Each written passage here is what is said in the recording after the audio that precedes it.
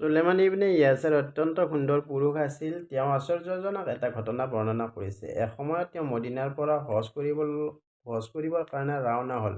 তেওঁৰ লগত এজন সংগী আছিল। তেওঁলোক আবৱা নামৰ ঠাইত অৱতৰণ কৰিলে। তেওঁ সংগীজনে দুপৰীয়াৰ খাদ্যবস্তু কিনিবলৈ বজাৰলৈ গ'ল। চুলেমানে তেওঁৰ তম্বুত অকলে থাকিলে। চুলেমান সুন্দৰ পুৰুষ আৰু পৰেজগাৰ লোক আছিল। পাহাৰৰ পৰা এজনী আৰব ৰমণী তেওঁক দেখি তেওঁৰ ওচৰলৈ আহি থিয় হ'ল। বোৰখা পৰিহিতা পৰম সুন্দৰী যুৱতীগৰাকীৰ পূৰ্ণিমা চন্দ্ৰৰ নিচিনা আছিল। চুলেমানে মনতে ভাবিছিল, তেওঁ কিছু খাদ্য বিচাৰিছে। তেওঁ তৎক্ষণাৎ খাদ্যৰ কাৰণে তেওঁৰ দস্তৰখানাখন পাৰি দিলে। ৰমণীয়ে ক'লে, মোক খাদ্য নালাগে, কেৱল লাগে পুৰুষৰ সম্ভোগ। তেতিয়া তেওঁ ক'লে, তোমাক চয়তানে মোৰ ওচৰলৈ পঠিয়াই দিছে। তাৰ পিছত তেওঁ দুই আঁঠুৰ মাজত মূৰ লুকুৱাই বিলাপ কৰি কান্দিবলৈ ধৰিলে। যেতিয়া সেই ৰমণীয়ে তেওঁৰ এই শোচনীয় অৱস্থা দেখিলে, তেওঁ তেওঁৰ বোৰখা পৰিধান কৰি আকৌ তেওঁৰ ঘৰলৈ গুচি গ'ল। ইতিমধ্যে তেওঁৰ সংগীজনে বজাৰৰ পৰা আহি দেখিলে যে চুলেমানৰ চকুৰ পানী নিগৰি আছে। তেওঁ চুলেমানক কান্দোনৰ কাৰণ সুধিলে।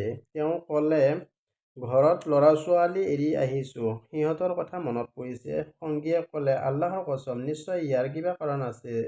যোৱা 3 বছৰ ধৰি পুত্ৰ-কন্যাৰ মায়া মমতা আপুনি ত্যাগ কৰিছে। বাৰে বাৰে কান্দোনৰ কাৰণ সোধাত তেওঁ সেই বেদুইন ৰমণীৰ গল্প বৰ্ণনা কৰিলে। তেওঁৰ সংগীয়েও তেতিয়া খাদ্য-দ্ৰব্য থৈ অনেক কান্দিবলৈ ধৰিলে। মহাত্মা চুলেমানে তেওঁক ক'লে, মই আপোনাতকৈ অধিক কান্দোনৰ উপযুক্ত, কিয়নো আপোনাৰ দৰে মোৰ এই প্ৰলোভন উপস্থিত হ'লে মই ধৈৰ্য ধাৰণ কৰিব নোৱাৰিলোহেঁতেন। যেতিয়া উভয়ে কান্দিবলৈ ধৰিলে, মহাত্মা চুলেমানে মক্কা শ্বৰীফত উপস্থিত হৈ কাবা শ্বৰীফৰ ওচৰত তৱাফ কৰিলে, চাফা মাৰৱাত দৌৰা আৰু তাৰ পিছত কৃষ্ণ পাথৰৰ ওচৰত আহি নিজৰ কাপোৰৰ দ্বাৰা আবৃত কৰি টোপনি গ'ল। টোপনিত স্বপ্নযোগে এজন মহাপুৰুষক দেখিলে। তেওঁৰ শৰীৰ হৃষ্ট-পুষ্ট, সুন্দৰ প্ৰশান্ত মূৰ্তি আৰু সুগন্ধিযুক্ত। মহাত্মা চুলেমানে তেওঁক সুধিলে, আপুনি কোন? তেওঁ ক'লে, মই ইউচুফ। তেওঁ সুধিলে, সত্যবাদী ইউচুফ? তেওঁ ক'লে, হয়। মহাত্মা চুলেমানে ক'লে, আজিজ মিছৰৰ পত্নীৰ সম্বন্ধে আপোনাৰ উপাখ্যান অলৌকিক।